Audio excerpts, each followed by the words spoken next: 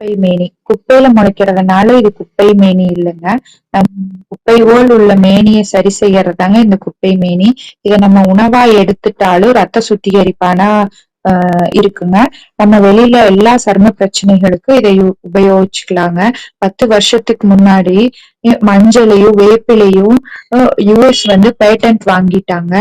அதுக்கப்புறம் நம்ம விழிச்சு நம்ம இந்தியாவுடைய சிஎஸ்ஐஆர் கவுன்சில் நிறைய சயின்டிஸ்ட் ஃபைட் பண்ணி இது இந்தியாவுடைய பாரம்பரிய சொத்து, இது எந்த நாடும் காப்புரிமை கொண்டாட முடியாது அப்படின்னு பேட்டன்ட் வாங்கினாங்க.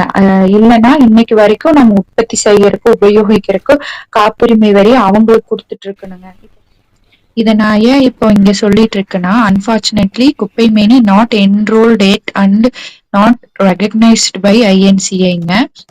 குப்பை மேனி மட்டும் இல்லைங்க, குப்பை மேனி மாதிரியே நிறைய சித்தா ஆயுர்வேத ப்ராடக்ட் ஹெர்ப்ஸ் நல்ல பயனுள்ளதா இருக்குது. அதை நம்ம பயனறிஞ்சு உபயோகிச்சா நமக்கும் நல்லது, நம்ம எதிர்காலத்துக்கும் நல்லதுங்க.